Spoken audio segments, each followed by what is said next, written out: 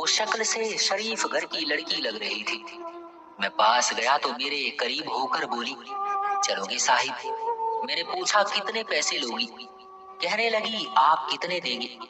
मैंने उसकी गहरी नीली सी आंखों में झांक कर देखा। वो बेबस सी लग रही थी। मैंने कहा, आओ कार में बैठो। वो डर रही थी। कहने लगी, कितने आदमी हो? मैंने कहा, डरो नहीं, मैं अकेला ही हूँ। वो खामोश बैठी रही। फिर कहने लगी, आप मुझे सिगरेट से तकलीफ तो नहीं दोगे ना?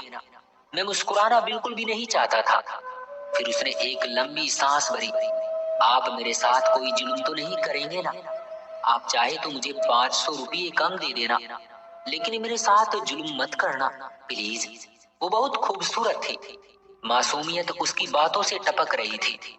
फिर भी न जाने वो क्यों जिस्म बेचने पर मजबूर थी। वो नहीं जानती थी मैं कौन हूँ। मैंने पूछा, खाना खाया है आपने? कहने लगी, नहीं। मैंने होटल के सामने कार रोकी। होटल वाला मुझे जानता था। उसने जल्दी से खाना पैक किया और मुझे दे दिया। मैं कार में बैठ गया, फिर अपने ऑफिस की तरफ चल दिया। चौकीदार ने दरवाजा खोला। मैंने कार पार्क की। रात के 11 बज रहे थे। ऑफिस में सब अपना अपना काम कर रहे थे। वो लगातार मेरी तरफ देखे जा रही थी। मैंने खाना प्लेट में डाला, उसे कहा, हाथ धो लो। वो कहने लगी, मुझे नहीं खाना। मैंने प्यार से कहा, डरो नहीं, कुछ नहीं होगा। वो हाथ धोकर आई, मेरे सामने कुर्सी पर बैठकर खाना खाने लगी। जब खाना खा लिया तो कुछ खाना बच गया, तो वो कहने लगी, क्या ये खाना मैं घर ले जा सकती हूँ? मैं हल्का सा मुस्कुरा कर बोला, बिल्कुल भी नहीं। ये सुनते ही वो चुप हो गई। फिर कपड़े उतारने लगी। मैंने कहा, रुक जाए, मेरे पास आकर बैठ जाए। वो हैरान थी, मेरी आंखों में देख कर बोली, जल्दी से अपना काम पूरा करें और मुझे वापस छोड़ाएं। मैंने कहा कि मैं ये नहीं पूछूंगा कि क्यों करती हो ऐसा, क्यों बेचती हो अपना जिस्म। बस इतना कहूंगा कि छोड़ सकती हो ये सब। वो मेरे चेहरे की तरफ देखने लगी। आप पागल हैं क्या? मैंने उसकी आंखों में देखा। हाँ, पागल ही हूँ मैं। सब पागल ही समझते हैं मुझे।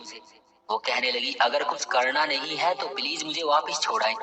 मैंने उसके सर पर हाथ रखा, फिर पर्स से 10,000 रुपये निकाले और उसके हाथ पर रखे। वो हैरान थी, कहने लगी, मुझे नहीं लेने, आप क्यों दे रहे हैं ये पैसे मुझे? मुझे उसके चेहरे पर थकन सी महसूस हुई। वो अपने आंसू रोक कर बैठी हुई थी। बार बार कह रही थी, मुझे बस वापस छोड़ाओ, मुझे डर लग रहा है। मैंने उसे यकीन दिलाया कि डरने की कोई बात नहीं है। अच्छा बताओ ना, बहुत दर्द दिया है ना जिंदगी ने तुम्हें? ये सुना था कि उसकी आंखें भर आई, जैसे उस पर कोई कयामत गिर गई हो। मैं समझ चुका था कि ये कोई बहुत बड़ा दर्द लिए घूम रही है। दरवाजा खोला, कांपती आवाज में बोली, मुझे वापस छोड़ कर आओ।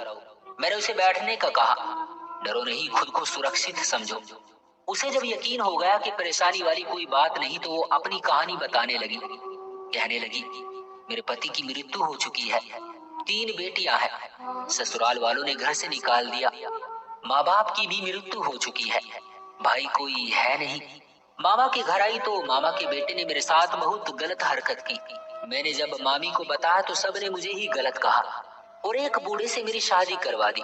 उसके भी बच्चे थे, उसके बच्चों ने भी मुझे बहुत जलील किया। फिर वो बूढ़ा पति भी मर गया। बेटियों को लेकर दर बदर भटकने लगी। न छत थी न खाने को था। भूख बहुत लग रही थी। सड़क पर खड़ी थी। एक साहब आए, कहने लगे, 1 घंटे के 5,000 दूंगा। ना चाहते हुए भी माँ की ममता हालात की सताई हुई क्या करती। आखिर उसके साथ चल दी। अब हर रोज जिस्म बेचती हूँ, किराए का घर लिया है, बेटियों को अकेला छोड़ आती हूँ। क्या करूं? बहुत बार सोचा आत्महत्या कर लूं, लेकिन बेटियों को देखकर हिम्मत नहीं होती। वो रो रही थी। मैं जमाने की बेबसी और बेरुखी महसूस कर रहा था। मैंने उसके सर पर हाथ रखा और उससे कहा, मैं आज से तुम्हारा भाई हूँ। आज से तुम अपनी बेटियों को लेकर मेरे ऑफिस के ऊपर वाले एक रूम में रहो। वो यकीन नहीं कर पा रही थी।